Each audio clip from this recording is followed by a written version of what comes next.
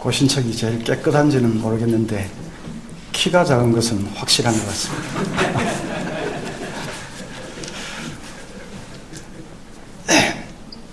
불러주셔서 감사합니다. 제 원고를 읽어가면서 말씀을 드리겠습니다. 솔몬 라틴어 어원 좀 어두워서 세르몬은 고대 로마의 웅변가들의 웅변을 지칭하는 용어로서 단순히 연설을 뜻하는 말이었습니다. 그러나 교회는 그 단어에 세례를 주어서 전혀 새로운 의미로 옷을 입혔습니다. 성경이 결코 단순한 책일 수 없듯이 설교도 단순한 연설이 아닙니다. 설교는 예배의 자리에 임재하시는 하나님의 자기 계시고 또 회중을 위해 자신을 내어주시는 하나님의 은혜로운 행위입니다. 하나님의 셀프 기빙 두 가지, 설교와 성만찬, 그것이 하나님이 자신을 우리에게 주시는 핵심되는 예배 중의 행위라고 생각합니다. 그러므로 신학자 에밀 브룬너는 진정한 설교와 하나님의 말씀이 참되게 선포되는 곳에는 아무리 아니라고 해도 이 지구상에서 일어나는 일 중에 가장 중요한 일이 행해지고 있는 것이다 라고 외쳤습니다. 그러나 안타깝게도 작금의 한국 교회는 설교 표절로 몸살을 앓고 있습니다. 이 실태에 대해서는 정 목사님 조금 말씀을 드렸으니까 넘어가겠습니다. 무엇이 설교 표절인가? 미국의 유명 대학들은 글쓰기에 있어서 표절을 다음과 같이 규정하고 있는 것을 보았습니다. 하버드 대학은 출처를 표시하지 않고 가져다 쓴 정보나 데이터, 다른 사람의 아이디어임을 밝히지 않고 사용하는 것, 인용보호를 하지 않은 어구, 출처를 밝히지 않은 구조나 구성 전략, 뭐 이런 것은 설교에 적용한다면 우리 설교의 아웃라인, 대지 이런 것을 가져다 출처 없이 가져다 쓰는 것도 안 된다. 뭐 그렇게 생각을 해볼 수 있겠습니다. 예일 대학은 인용 부호 없이 원전을 그대로 가져오거나 정보의 출처를 명시하지 않은 경우, 원전을 조금 바꿨으나 거의 흡사한 경우, 또 프린스턴 대학은 다른 사람의 언어나 생각 또는 다른 사람의 고유한 것에 대해 각주나 인용부호 등을 붙이지 않고 그대로 옮기는 경우, 몇 가지 변화를 주기는 했지만 원저자가 쓴 단어들을 많이 사용하여 바꿔 쓰면서 각주를 달지 않은 것. 그 중에 다른 사람의 언어나 생각이라는 말이 좀 눈에 뜨이는데, 우리 설교 같으면 어떤 그 본문에 대한 통찰력, 아주 좀 핵심적인 통찰력, 아이디어 이런 것이 분명히 다른 사람이 뭘 창의적으로 좀 얘기한 게 있는데 출처 없이 가져다 쓰는 것도 해당되지 않겠는가, 그렇게 생각이 됩니다. 스탠포드 대학은 합당한 자료의 출처나 작가를 밝히지 않고 다른 사람의 작업을 도용하는 것. 이상에서 보듯 각 대학들의 공통적인 규정은 출처를 밝혀야 한다는 것입니다. 출처만 밝히면 일단 문제는 없습니다. 그 점에서 일반적인 글쓰기와 설교는 다릅니다. 글쓰기에서는 남의 것을 인용할 때는 아이디어든 문장이든 출처만 밝히면 됩니다. 자신의 독창적인 아이디어는 거의 없이 인용으로 점철되는 글이라도 학위를 받는 데는 문제가 있을지 모르나 법적으로나 윤리적으로는 문제가 없습니다. 그러나 설교에서는 출처를 밝히는 것이 능사가 아닙니다. 설교 중에 이것은 어느 주석에서 따왔습니다, 이것은 어느 목사님 설교집에 있는 내용입니다를 연발한다면 과연 교인들이 은혜를 받을 수 있을까요? 그러므로 설교 표절을 다룰 때는 다음과 같은 일반적인 글쓰기와는 다른 각도로 접근을 해야 한다고 생각을 합니다. 첫째 잣대는 의도적인가 하는 것입니다. 설교자가 처음부터 베끼기를 하겠다고 작심하고 시작했는가, 아니면 설교자가 다른 사람의 자료로부터 받은 영향을 무의식 중에 표출하게 된, 무의식이라는 말이 좀 그런데 그냥 흐름 속에 자연스럽게 튀어나오게 되었는가 하는 의도성 여부가 중요하다고 생각합니다.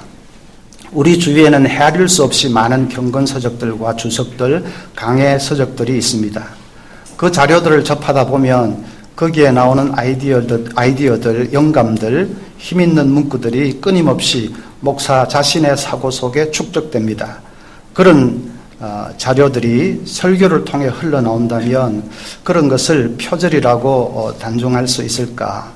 지금 이제 우리가 표절을 심판하는 자리니까 많이 비판을 하겠는데 또 조금 좀 여지를 둘 그런 필요도 있지 않은가 생각합니다. 그런 자료들은 이미 깊은 묵상을 통해서 목사, 설교자 자신의 피와 살로 체화된 것이라면 조금 생각을 해봐야 된다고 생각이 됩니다.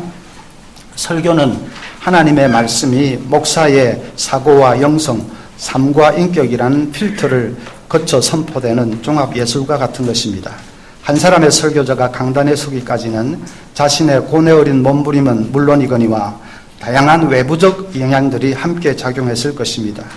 그런 영향들 중에는 어디에서 왔는지를 정확하게 기억하지 못하는 경우도 있을 것입니다.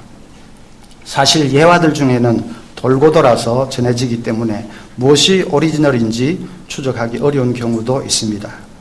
그런 경우에는 제가 어떤 책에서 어느 책에서 보니까 라든지 이름을 댈 수가 없으니까 누가 이런 얘기를 했습니다 등의 단순한 포괄적 표현만으로도 충분하다고 생각합니다. 자신이 오리지널이 아니라는 것을 밝히는 것만으로 설교자의 윤리적 책임은 다한 것이기 때문입니다. 그래서 요약을 하면 분명히 창의적인 것은 독창적인 것은 아니라 할지라도 그래도 이렇게 내가 도움을 받은 것 중에서 그 아이디어나 혹은 어떤 명제적인 진술 그런 것이 확산이 되어서 보편화된 그런 것이 있다면, 그리고 설교자 자신이 이 본문을 깊이 묵상하는 가운데 흐름상 그런 것이 자연히 사용된다면 굳이 출처를 밝히지 않아도 되는 것이 아닌가. 혹은 누가 이런 얘기를 했다고 자기가 오리지널이 아니라는 것을 밝히면 더 좋겠지요. 그런 정도로 해서 우리가 생각을 하면 되지 않을까. 그것이 저의 생각입니다. 문제가 되는 것은 처음부터 베끼기로 작심하고 시작하는 것입니다. 대지를 가져오든지 내용을 통째로 가져오든지 출처를 밝히지도 않고 남의 설교를 사용하는 것은 명백한 도용입니다. 일반 글쓰기와는 달리 설교에 있어서는 출처를 밝힌다고 해서 문제가 해결되는 것은 아닙니다. 말씀의 대리인으로 강단에 선 설교자가 하나님께로부터 받은 말씀이 없이 다른 사람의 말만을 들고 선다면 그것은 설교자로서의 책무를 저버린 처사이기 때문입니다. 두 번째는 반복적인가 하는 잣대입니다. 또 한 가지 표절의 척도는 그런 행위가 단회적인가 반복적인가, 그 상황 속에서 불가피라는 게 맞는 말인지 모르겠는데 참 양해될 수 있는 그런 행위였는가 아니면 습관적인 것인가 하는 점입니다. 매주 서너 차례씩 설교해야 하는 과중한 부담 속에서 때로는 초읽기에 몰려 불가피하게 남의 설교를 사용하는 경우가 있습니다. 그런 경우 출처를 밝히기만 한다면 정상 참작의 여지는 있다고 봅니다. 때로는 다른 사람의 설교 가운데서 강한 성령의 감화를 받으며 또 현재적으로 임하시는 하나님의 메시지를 받을 수도, 영감을 받을 수도 있겠습니다. 그것이 자신의 청중에게 주시기를 원하시는 하나님의 메시지라는 확신이 든다면 그 설교를 사용하는 것도 용인될 수 있다고 생각합니다. 전도사 시절 설교를 한 몇 번 했을 때인 것 같은데 그냥 한 며칠 준비한 설교를 마지막에 이제 다 읽어보니까 너무 낙심이 됐습니다. 이걸 가지고 도무지 설 자신이 없었습니다. 그때가 토요일 아마 밤 1시, 2시 된 것 같습니다.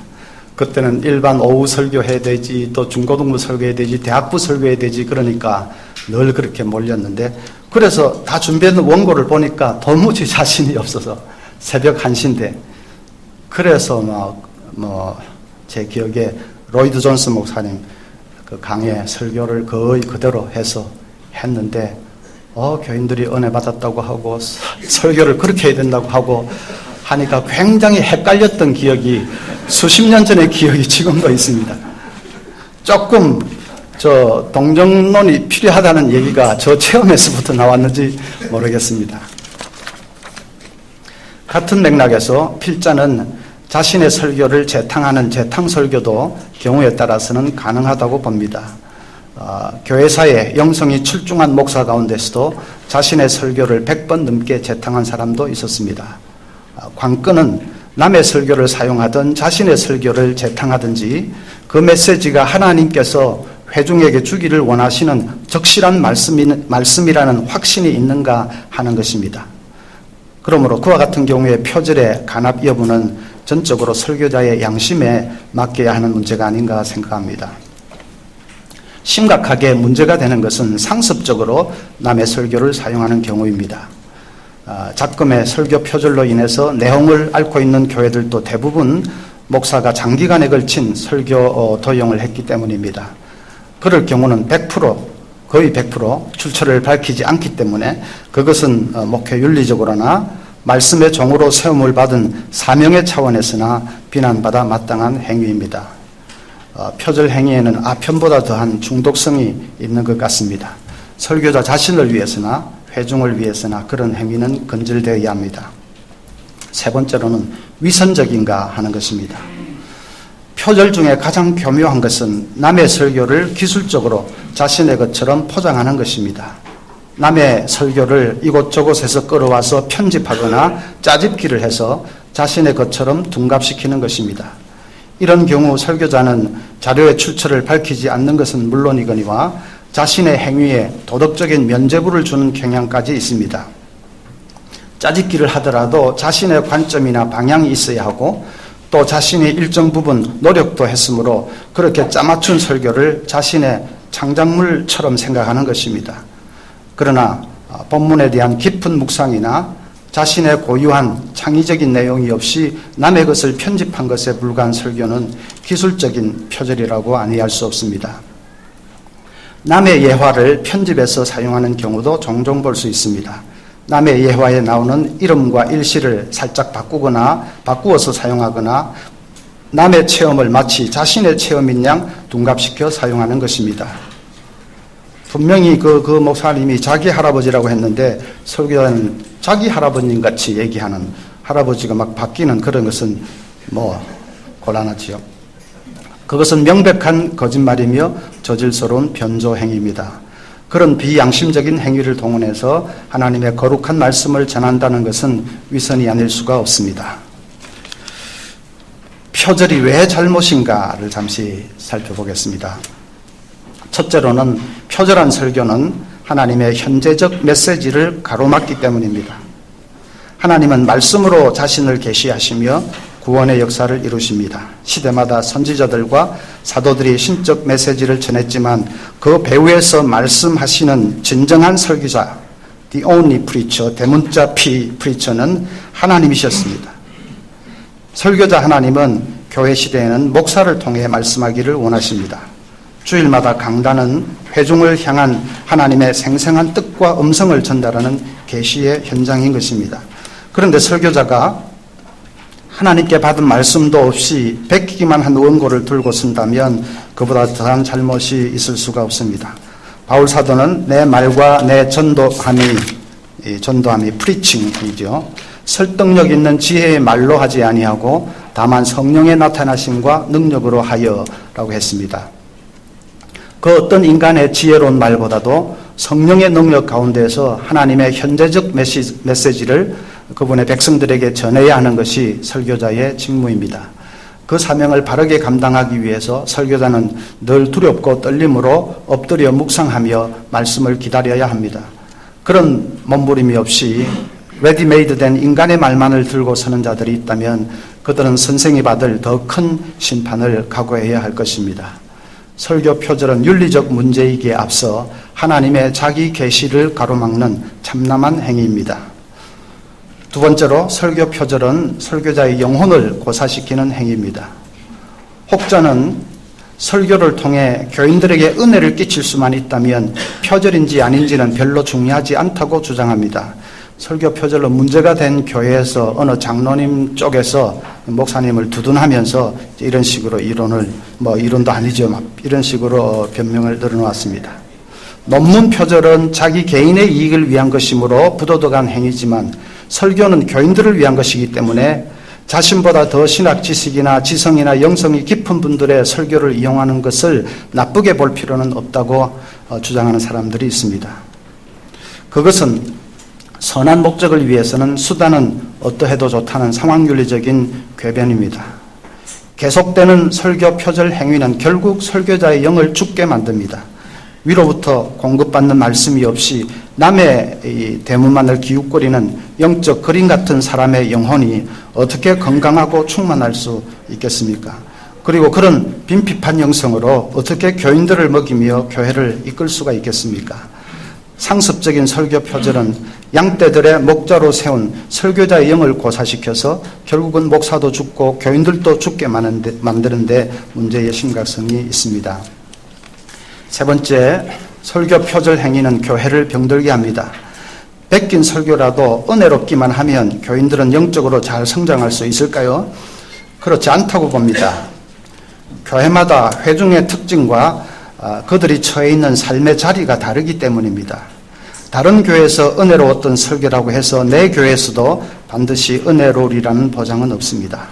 성경에 담겨있는 영원한 진리를 지금 여기에 있는 청중에게 적실하게 들려지도록 전파하는 것이 설교입니다. 그러므로 설교자는 본문을 연구하는 것 못지않게 청중에 대해서도 연구해야 합니다. 칼발트식으로 한 손에는 성경, 한 손에는 신문, 그런 것이 필요하죠. 우리 보수 교회의 설교는 본문은 좀 충실하게 연구를 하는데 청중에 대한 연구가 좀 부족하지 않나 생각을 합니다. 그리고 설교에 대한 가마력이 많이 떨어지는 것도 청중이 처한 자리에 대한 깊은 이해와 또 동일시하는 이런 자세가 좀 부족하기 때문이지 않는가 그렇게 생각을 합니다. 표절 설교는 청중을 완전 무시한 적실성 제로의 설교이므로 그런 설교에서 교인들의 영적 성장을 기대한다는 것은 난망한 일입니다. 한편의 설교가 만들어지기 위해서는 설교자의 영성은 물론이고 그의 지성과 인품, 가정생활, 인간관계, 사회생활, 취미생활에 이르기까지 설교자의 전 삶이 영향을 미칩니다. 한편의 설교 안에 설교자의 전 인격이 녹아있다고 해도 과언이 아닙니다. 어떤 목사님은 지난주 설교를 준비하는데 몇 시간이나 걸렸습니까? 하는 질문에 55년이 걸렸습니다 라고 답했는데 그것은 결코 과장이 아닙니다. 표절 설교를 통해서는 그런 설교자의 전 인격적인 감화를 기대할 수 없습니다. 청중은 비양심과 위선의 냄새를 맡을 뿐입니다. 따라서 표절 설교는 교인들에게 일시적인 은혜를 끼치는 듯이 보일 수는 있을지 몰라도 균형 잡힌 건강한 성장을 안겨줄 수는 없습니다. 그 다음 넘어가고요. 그 다음에 개선을 위한 제안들 말씀드리겠습니다. 설교 표절 문제는 목사 개인의 양식에 의존하는 개인윤리의 성격이 강하므로 외부적인 제도나 환경의 변화로 개선될 수 있는 여지는 제한적입니다. 그럼에도 불구하고 다음과 같은 몇 가지 방안들을 생각해 볼 수 있겠습니다. 첫째로는 설교 작성에 대한 전반적인 교육의 강화입니다. 저는 석사를 댈러스 신학교에서 했는데 거기 MDiv 과정은 신학의 전 과목들이 좋은 강해 설교자를 양성하는 데 초점이 맞춰져 있습니다. 필자도 개인적으로 신학의 꽃은 설교라고 믿고 있습니다.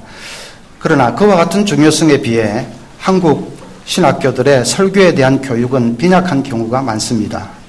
그냥 일반 목사님들이 대충 가르치거나 또는 현장과는 동떨어진 지엽적인 이론 교육에 치우치는 경우도 있습니다. 본문 선택에서부터 주석과 또 아웃라인 작성과 그리고 전개하는 전 과정을 스텝별로 세밀하게 가르치는 실제적 교육이 절실히 요구됩니다. 그런 든든한 기초도 없이 배출된 이 사역자들이 평생 남의 자료에 휘둘리며 살게 되는 것은 불을 보듯 뻔한 일입니다. 또한 신학교 시절부터 설교 작성의 윤리에 대한 교육을 강화해야 되겠습니다. 과제물 작성에 있어서 신학생들의 정직성은 일반 대학생들보다 하등 나은 것이 없습니다. 신학교 시절에 짜집기 같은 비양심적인 행위에 익숙하게 된 학생들이 평생을 그와 유사한 유혹에 노출되어서 살게 될 것은 자명한 일입니다. 우리 한국 학생들이 참 이런 면에서 약한데, 미국 동부에 있는 어느 신학교, 거기는 비자 받기가 어려울 때도 그 한국인 교수가 나와서 비자를 막 나누어 주던 그런 학교인데, 좀 수준이 약간 떨어지니까 그래서 이 논문 무슨 표절이 많았습니다. 한국 학생들이 주로 그렇게 한다는 것을 알고 이제 미국 교수들이 아주 세밀하게 보는데, 어떤 학생은 뺏겨서 냈는데 그냥 일반 책을 보고 뺏기면 교수한테 들킬 것 같으니까 그 제일 지하실에 내려가면 마이크로피스에 그 필름으로 해놓은 그런 부분이 있습니다. 거기서 이렇게 돌려가지고 뺏겼는데 교수가 이 학생이 영어를 잘 모르고 하니까 이거 뺏긴 거 아니냐 하면서 딱 이렇게 필름 돌리는 거 뺏겼지 이제 그렇게 했다는 참 웃지 못할 얘기도 있습니다. 미국의 대학들은 학생들이 학문적 정직성을 준수할 수 있도록 명예규약을 제정하여 운영하고 있습니다. 서울대학교도 2010년부터 리포트를 제출할 때 표지에 배움의 윤리 서약에 서명하는 절차를 거치게 하고 있습니다. 배움의 윤리 서약에 담긴 내용은 이와 같습니다. 이 과제는 내가 직접 연구하여 작성한 것이다. 정확한 출처 제시 없이 다른 사람의 글이나 생각을 가져오지 않았다. 인용한 문헌의 내용이나 자료를 조작, 위조, 변조하지 않았다. 과제물을 다른 사람으로부터 받거나 구매하여 제출하지 않았다. 과제물 작성에 참여하지 않은 사람을 공동 제출자로 명기하지 않았다. 이렇게 해서 사인을 하게 한다고 합니다. 신학교에서도 리포트를 제출하든지 할 때에 이런 제도를 도입하든지 어쨌든 기본적인 글쓰기의 윤리에 대해서 세밀하게 좀 교육을 할 필요가 있다고 생각을 합니다. 둘째로 목사의 과중한 설교 사역에 대해서 제고할 필요가 있습니다.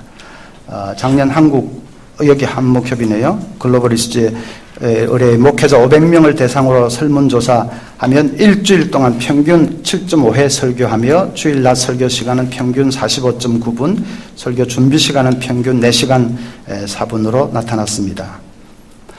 4시간 준비해서 설교해야 한다면 바울 사도라도 좋은 설교를 하기는 어려울 것입니다. 설교를 위해 투자할 수 있는 시간의 절대량이 부족한 상황에서 목사들이 표절의 유혹에 쉽게 넘어가는 것은 불을 보듯 뻔한 것입니다. 그러므로 과중한 설교 사역을 개선하기 위해 목사 자신과 교회 당국의 공동적인 노력이 절실히 요구됩니다. 목사는 대외적인 활동이나 목회 외적인 일에 시간을 뺏기지 않도록 절제해야 합니다. 동시에 목사가 교회 행정에 대한 전반적인 관여나 신방, 각종 모임 주도 같은 일에 너무 많은 에너지를 소진하지 않도록 교회 측에서도 세심한 배려를 할 수 있어야 합니다. 목사는 오로지 기도와 말씀에 전념해야 한다는 것은 변함없는 성경적 원리입니다. 세 번째로 목회 성공주의 신드롬을 극복해야 되겠습니다.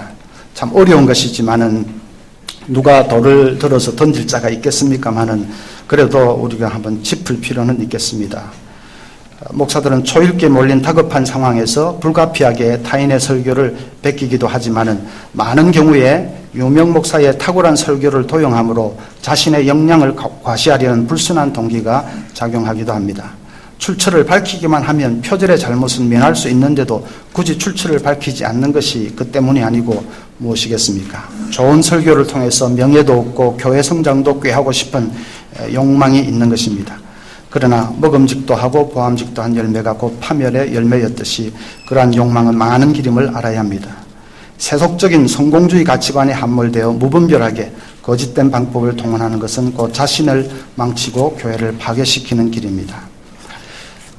네 번째, 설교 사역에 목숨을 걸어야 합니다. 목사는 오직 말씀 증거를 위해 부름받은 자입니다. 말씀을 통해 자신을 계시하시는 하나님의 입으로 부름받은 자입니다.